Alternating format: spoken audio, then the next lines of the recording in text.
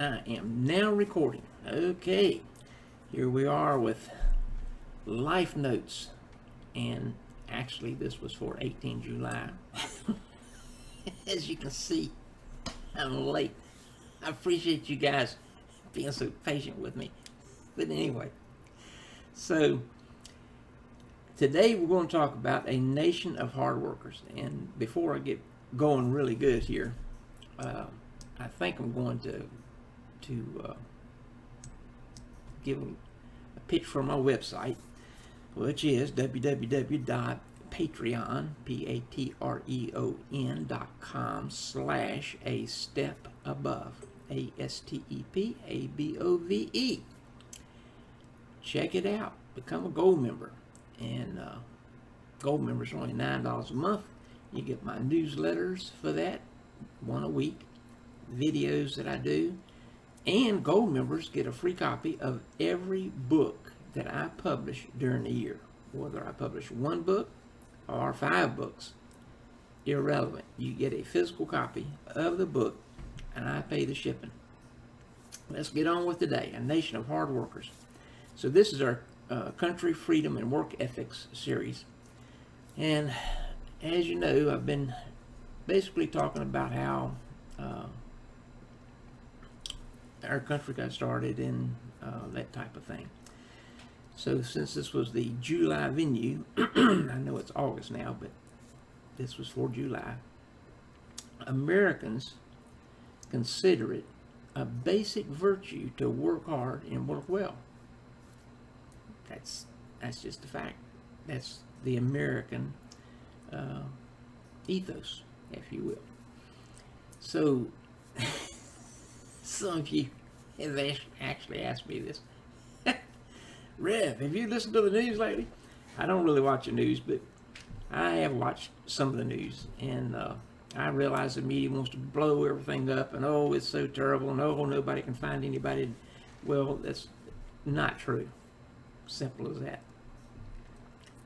We are in one of the fastest growing cities in the nation.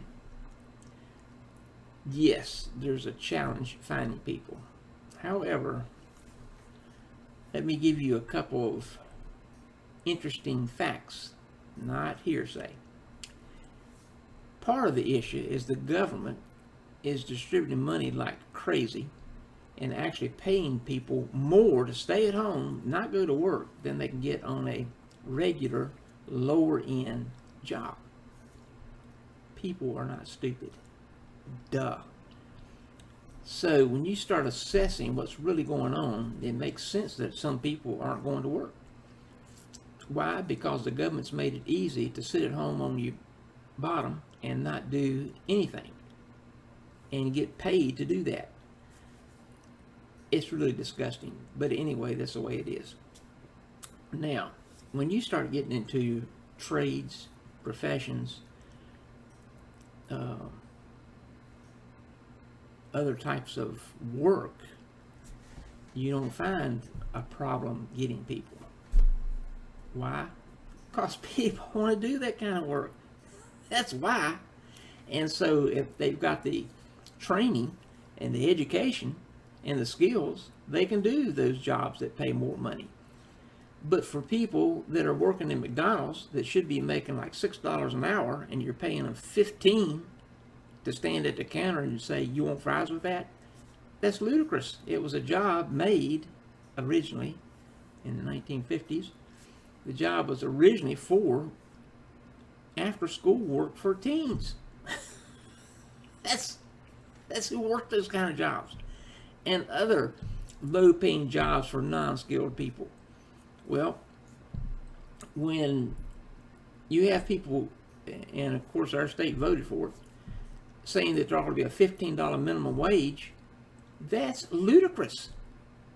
It's ludicrous for these low-end jobs. Jobs that are for non-skilled labor do not need an income of $15 an hour. They need to get an education. I don't want to get political on this whole thing. Anyway, what I'm saying is If you want more money, make yourself more valuable. Get an education. Go to a trade school. Whatever you have to do to improve yourself so that you are worth more. Not be one of these lazy people who wants to go with the ultra liberal type people and say, oh, I need $15 an hour, I just can't make it. Well, improve yourself. Then you can make it. I have been very disappointed with the way those in power and government have just thrown the money around that the rest of us work to earn to people that don't want to do anything. And then as they get in more and more trouble, they thought, oh, I know the solution. We'll demand and put in law that you have to have a $15 minimum wage. That'll get some of these people off of the government payroll. No. Anyway, we won't get into that. These lower end jobs are made to give people income as they finish their schooling. When I was in college, we worked jobs to get money to pay for our college so that when we got out of college, we could make more reasonable income. If you aren't a college type person, go to a trade school. Nothing wrong with being in a trade school. They make very good money. If you're in a job and you want to make more money or get more benefits or do better, get the education you need to improve yourself. It's not rocket science. There are classes, college classes, adjunct classes. There's all sorts of venues that you can take to improve yourself. Maybe you're one of the people that says, oh, I don't like school. I didn't like school. I hated grades 1 through 12. However, when I got through college, I loved college. It was a blast. So, from somebody that did not like going to high school or junior high school or most of elementary school, I did. I really did like college. It was a blast. But anyway, I learned a lot. So, improve yourself.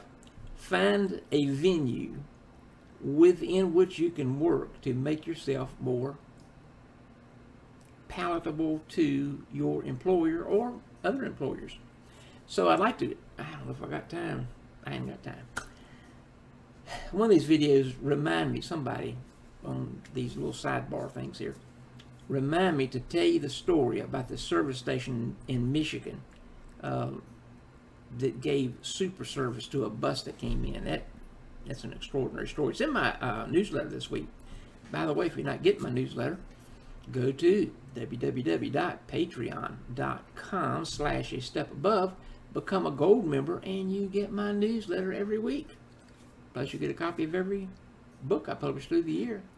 And a new benefit I've added is you get $100 off any workshop, seminar, or convention where I'm the featured speaker.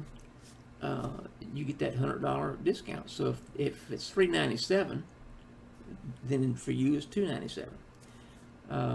There will be some of those upcoming, and I'll let you guys know via email to all of my gold members when these come up. Anyway, decide you will be a role model of what a loyal hard worker looks like. Whatever kind of job you got is irrelevant.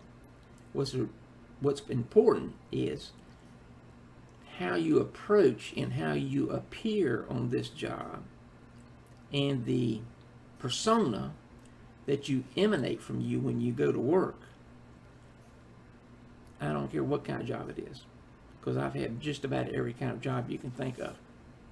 I always presented a positive outlook, did my very best, tried to find ways to help the company any way I could, and it led to other better paid, better benefits positions. Take note, what do you bring to your job each day? Does your attitude bring a positive vibe to the workplace? Start each day with the thought, today I bring my best self to work. Do you? Man, I sure hope you do. The reason most people do not recognize an opportunity when they meet it is because it usually comes around wearing overalls and it looks like hard work. Henry Dodd said that back like in the 1800s. Anyways, I thought it was apropos for this. Being successful requires dedicated action. One of my quotes. So you guys make it a super week. Remember, there's 3 more videos and 3 more newsletters coming because I'm behind, because I've been out of the state for 3 weeks, and I apologize. Make it a super fantastic day, and remember, do your best at whatever you put your hand to.